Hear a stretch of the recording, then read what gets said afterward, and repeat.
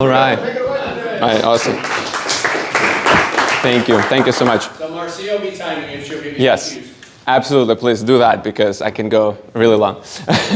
No, I appreciate the opportunity. Thank you, Mike, for sharing some of my personal things. Obviously, can follow up on those if anybody interested, but we'll dive right into the business side of things. So the way I want to go about it is I want to share like 5 pillars of what I do, but first with an insight and thought-provoking question that precedes that pillar, right? And then each time one of you will get the answer to that question as closest to the truth, you will get a book as a giveaway from my library. Some of these books I'm pretty sure you've read or you've known, but it could be also a gift to your other colleagues and friends. And all of them are thematically fitting into the presentation. And so another thing you will see a lot here is this metaphor, right? You will see the car, the engine, all sorts of parts of the car, because really if you think about a business is a machine. And my goal in terms of building sales and marketing systems is designing that high performance machine for you. And let's see what it is. So first things first, just wanted to share that apparently, according to Harvard Business Review, 86% of leadership teams, and that means also owners, revenue leaders, executives, managers, spend only less than an hour per month talking about strategy. That begs the question, well, if you don't know your map, where are you going? Are you just burning fuel in the parking lot? Let alone, this also begs another question, which if the leaders only spend this much time talking about strategy, and I'm talking business strategy, then what about your employees, your teams, your contractors? Do they even know your vision? Do they know where you're going? And so I'm curious, the first book would be E-Myth Mastery. I'm pretty sure you heard all about it. But according to HBR, what do you think is that percentage of employees who actually understand the company strategy? Zero? Oh, guys, you're radical, okay. Any? I said 2%. Yeah. By the way, 7%. Okay. These are very, you going at it, but Mike, you just nailed it. It's literally 5. That's what I did. It is, this is a book for you. Can you please give it to Mike? So, by the way, just a caveat. This is an older research, but it actually proves today as well, even though in the modern economy, it's anywhere from 5 to 20% depending on the size of the enterprise and industry. But it's pretty much that low. And so in those terms, part of what I do is designing that business strategy, right? Like, where are we going from a go-to-market perspective? How do we penetrate different markets? How do we optimize your presence and capture more market share? And then the business development aspect, if it makes sense for your business model to go through partnerships channel, then we will create a good commercial proposal, partner playbook, and figure out how we can get that shared revenue. Obviously, marketing strategy, you can't avoid that one.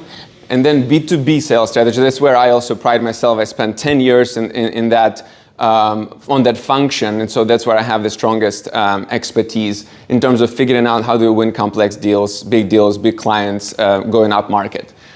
One example outcome we can achieve, and by the way, speaking of fun facts, I bought this to have also laser. It's green, it's on brand, but it's completely invisible on the screen. No, yeah. You can't figure it out at all, right? So the one example outcome we can achieve is 32% average annual revenue growth when you unify sales and marketing. And I'm using this example outcomes for what I can help you achieve, but also these are actually backed by data and science, and I can always send you some of these resources. So the next one would be the fuel, marketing performance, right? We're powering up the engine. And I love this one very much because I'm very much into the digital. We talk about AI. You will hear me a lot talking about it today too. But apparently, it takes 50 milliseconds, which is literally less than the blink of an eye, for a potential prospect who goes to your website to make a decision whether they like you, like your business, or they might do business with you. Now, of course, if it's a referral, if it's somebody else who already was a warm lead, it's a different story. I'm talking cold inbound lead who went on your website. And by the way, you can extrapolate. It could be your landing page, it could be a Facebook page, it could be a Google profile, any pieces of social media or digital infrastructure.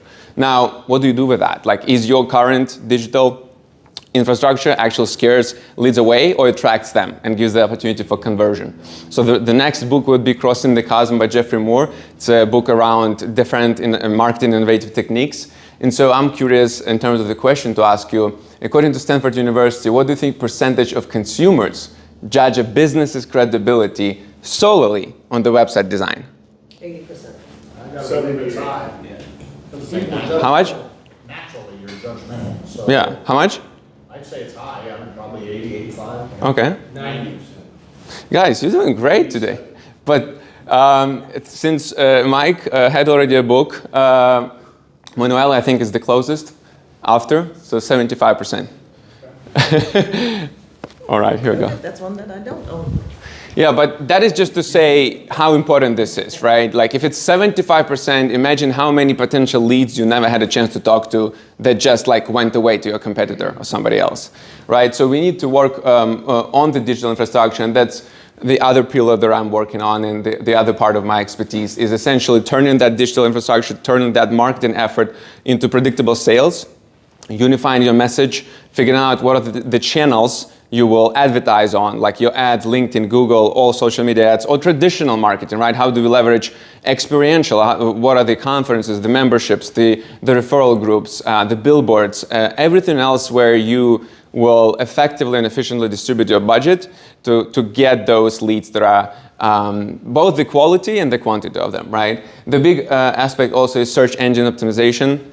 Everybody always talks about it, but here's what's interesting. AI completely disrupted it. Only 60 to 70% of what we used to do like 6 months ago is now what experts continue to do.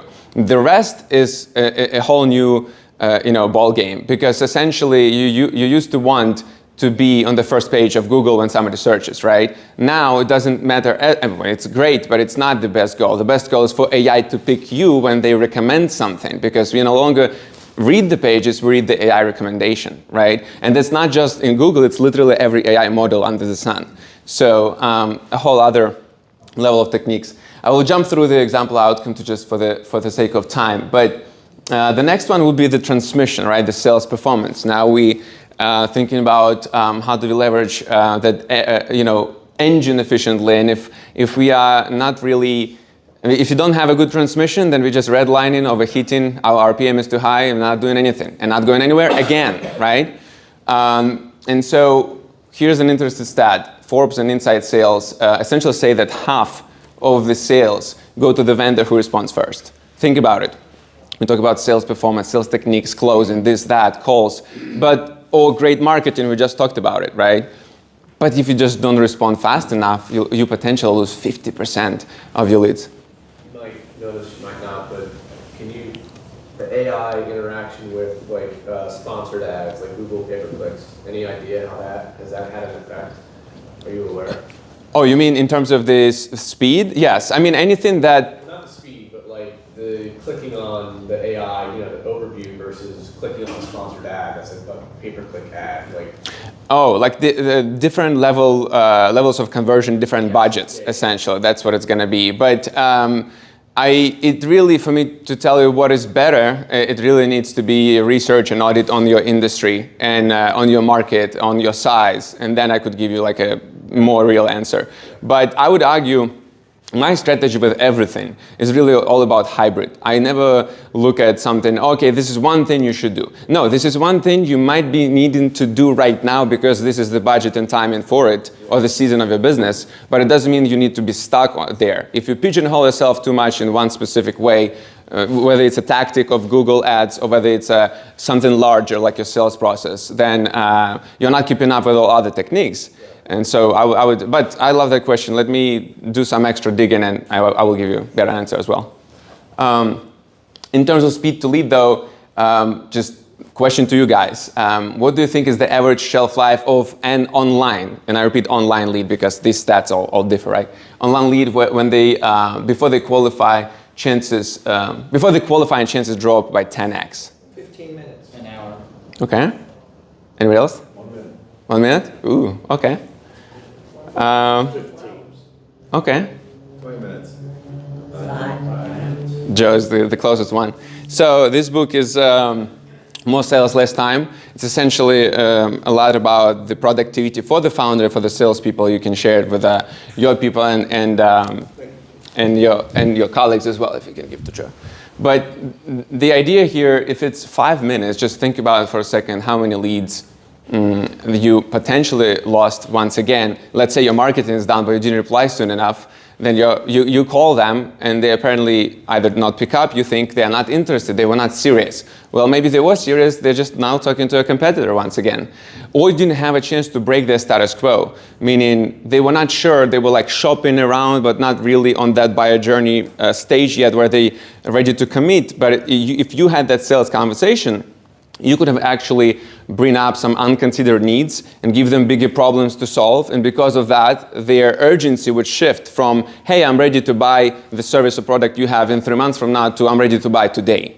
And that element, and just to clarify, it's not always that you have to respond with a full-fledged sales discovery. If you're a solo practitioner, it's not doable from a bandwidth perspective. But what you really need is an SDR, a person for hire, or AI SDR, or at minimum the baseline of autoresponders. And those autoresponders can be also hooked into the system that they literally put meeting on your calendar and then you meet people on the web.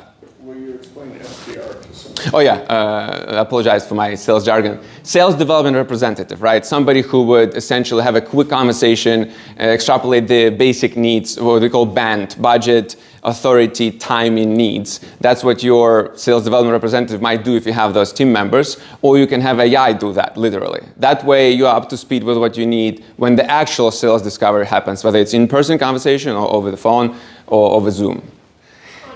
I have that problem all the time. I get calls, quotes and stuff. Oh, I'll call you back. And then they give me the sale, but they don't tell me all the full details on the sale. Yeah. In print world, it's a little bit different because there's different techniques and like with this, there's come full bleed and they don't understand that and they don't know how to spend it. Then you have to charge them more and then they're like, it's a lot of back and forth. Yeah. Right now. No, it is, I would argue, depending on, if you have initial conversations and you really talk about what they want to achieve from whatever they print out, and if it's business, it's easier because you can get into the weeds of their strategy or marketing strategy. If it's something for consumer, like it's a wedding or some kind of holiday, then it's a little bit harder, but it's the technique is the same. I would actually not worry about the features as much because if you truly sound like a subject matter expert to them and you ask them provocative questions and you're trying to sort of again, break that status quo, then potentially when they get to a higher budget situation, they will not necessarily be worried about too much. They will know, okay, they know what they're doing, the reason we are doing this, such and such. So I would argue, unless they bring it up, unless in your extended conversations it makes sense to insert the options, then I would do, but I would never start with it. And we call that why change conversation and why you conversation. Why change is why they need to change, and then why you means why they need to do it with you. And that's the features, the benefits, and the options. 7 minutes. Oh yeah, cool. I need to run through. All right, so essentially, really quickly on the sales performance, the big thing that I would do is design the sales process, map it to the buyer journey, right? I see a lot of companies don't do that, and then you have the efforts of you and your salespeople not matching what the buyer is doing on their side. Then a lot of this is also SOP, standard operating procedures, the sales playbooks, designing something that you can then extend to your team for new hires, for onboarding, or just for you to have that standard. All of us sometimes do things and we keep them in our head when we need to start doing the systems. Back to that first book, Myth Mastery, right? If you don't have systems, then what about you hiring? What about you expanding and scaling your business? What about you selling your business and having an exit strategy, right? You can't quite do that without systematic and standard approach. The next one is the dashboard, revenue operations and technology, right? This one is a fun one. So one of the statistics is that the average professional spends 60% of their day on work about work. And again, you see this concept, constantly, every pillar, it's all about the systems and automation and removing the manual work, right? In every regard. And here, the question is, if you do leverage technology, whether you do it or not, and then also whether it's actually helping you, like whether it's your co-pilot, or you still wander in all these manual tasks here and there. And that's where AI comes in, and I'm curious from your perspective, if you think about sales leaders, right? What would be the percentage of sales leaders that say that AI will be a requirement for staying competitive in the next 24 months? 98%. 100%. Okay. Probably not. Yeah. Any specific percentages? 98. 98, okay. All abstain. 95. 79. Okay. Let's see. 83. So I think Ken, right? So There's literally 17% idiots out there because it should be 100%. yeah, I agree. It should be, but the part of it is it just depends sometimes on the industry, and I mean that outlier is most likely the industry, the size. But these are, I think Ken was saying, right? It was you, Ken. Yeah. And I will, by the way, give a few comments on the books later. But yeah, it is. We take it for granted almost, right? Like 83% or 100%. But the reality is, what are we doing about it, right? I know very little about it, but I know I use Copilot on every email that I send. Every single email, I Yeah? type it, put it in, and it rewords it and makes it, it's just amazing. Yeah. Actually, now that I'm doing that, sometimes I'll put it in and it'll go, hey, this was really good, but change this word. I'm like, I'm getting better. Yeah, me too. I mean, in my Google, I use Google Workspace. I have Gemini, and then it has that polish feature, formalized feature. Yeah, for communications, it's great for many things. But this is a tiny thing that you can do out of like the ocean of things you can do. Yeah. Okay, cool. I think I'm going to put a lot of money in the bucket, so yeah. But the Copilot, right?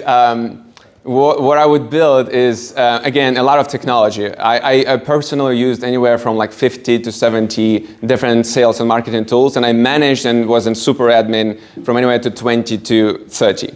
And the big thing about it is this CRM systems. I have two clients who are making 25 to 35 million in the lower end of mid-market. And all they want is just one thing, optimizing the CRM. CRM, customer relationship management.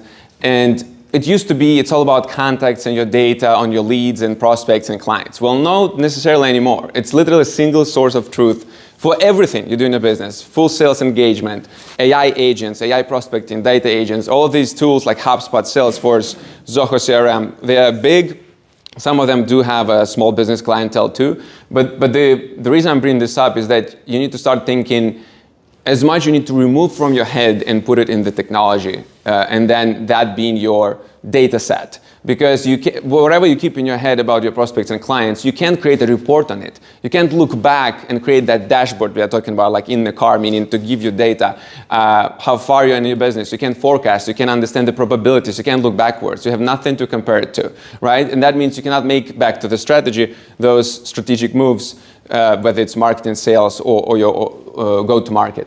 A lot of these automations that they do, over time, they can drift beyond what you want them to do. So how often do you need to check them and make sure that they're actually doing what you think they're designed to do? That's a great question. It really depends on the automation itself, because you can have automation with, by the way, with no AI whatsoever. So automation is its own thing. I would call process automation. Then AI just enables and empowers that to be much more sophisticated. AI is like an action taker within the automation, right? So if it's AI driven, I would say you have to have more frequent check-ins, because you as a human need to have an oversight of whatever AI is doing for you. Now, if it's just a workflow and it's like different tools, like simple thing, I can connect your Google Sheet or Excel to a CRM, and I can force it so that anytime contact provider updates your person in the CRM, like Andrei Trapizonian has a new email address, then it speaks to your Google Sheet and updates it there too, because you want to have the same data in everywhere, right? What if you will give up on that CRM? Now you have the clean Excel, you don't have to download it.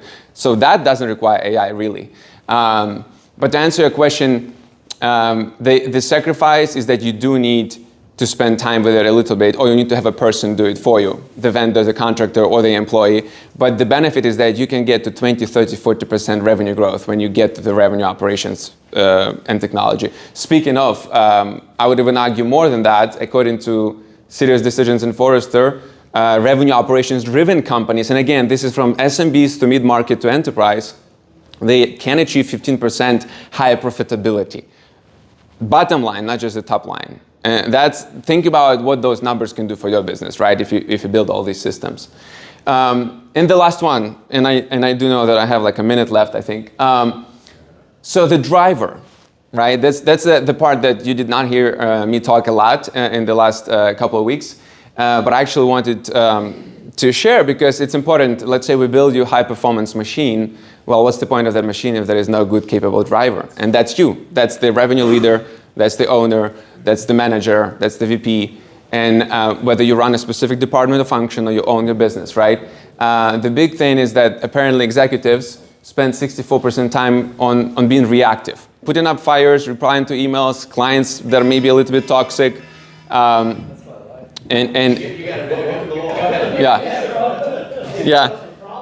Essentially, there is no proactive strategic action. There is a lot of reactive action. And then that just begs the question from driving, from the metaphor perspective, is the business, are you driving the business or the business is driving you? Yeah. Right? And so the last question to you for this book, Effective Executive by Peter Drucker, he has a lot of good stuff there. One of the quotes that I like, he says, efficiency is doing things right, and effectiveness is doing the right things.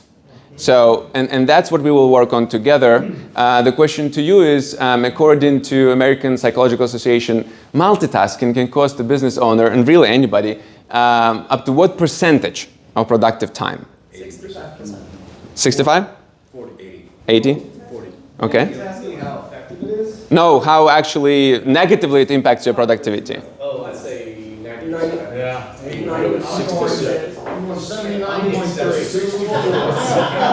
40. Not as horrible. It's 40%. Who was saying the lowest? Oh, you did say what? Awesome. Good job. 40? All right. Yeah.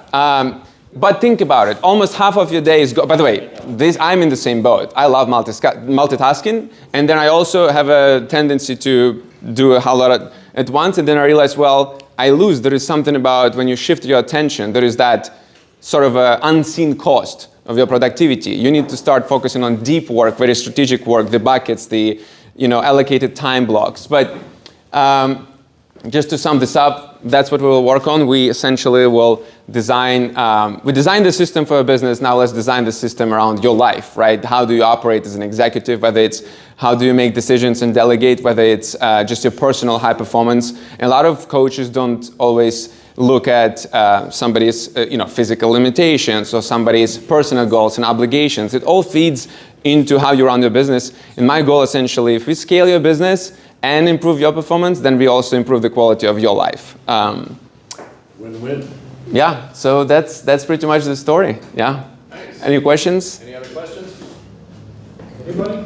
That was awesome. I just had a quick AI comment. Sure. The downfall of AI. So last year, Equifax, they had a rise of 46% in litigation, and the vast majority of it was pro se, meaning people thinking they could bring their own cases using AI. So it's not, all those cases are dog shit, right? They get thrown out. So the point being, you have to be very careful with AI, especially in the legal field. Like, you can't do everything like you said. Sometimes there needs to be a human oversight on it. An attorney or someone looking at it. So John Coates, real estate attorney, local, he did a video on that just the other day that you can go in and draw up a contract. You can do a deed on AI. But you better have somebody look it over because, Well, the problem is that AI is non-deterministic, which means you're going to get a different answer every single time. So, and in the law, you don't want that. lawyers, actually, he knows this, lawyers have gotten in trouble before the bar because they've cited to cases that don't even exist. Yeah, right. Yeah. really. Yes. All right, let's wrap it up. Any other quick questions for Andrei? Somebody had. Michael? What's the most interesting client you've ever worked with? The most interesting client. That's a great question. I have right now, for small businesses, I will mention Mobile Dental Clinic in Colorado. Very interesting concept.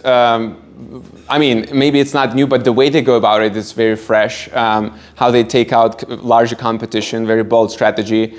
Essentially, the goal is they impact goal. They get paid by Medicare and Medicaid, and they provide care, predominantly dental, to the senior living communities, nurseries, rehab, those kind of places. And then now they open up an arm for like integrated services. They want to bring more providers like optometry, audiology, and others. And I just like, I think part of why it's my favorite, I like the owner. He's just very smart about the strategy, and he's willing to go and like try innovation.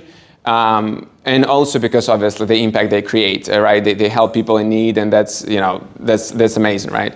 Yeah, I would argue that's my favorite. Very good. Andrei. Awesome, thank you. We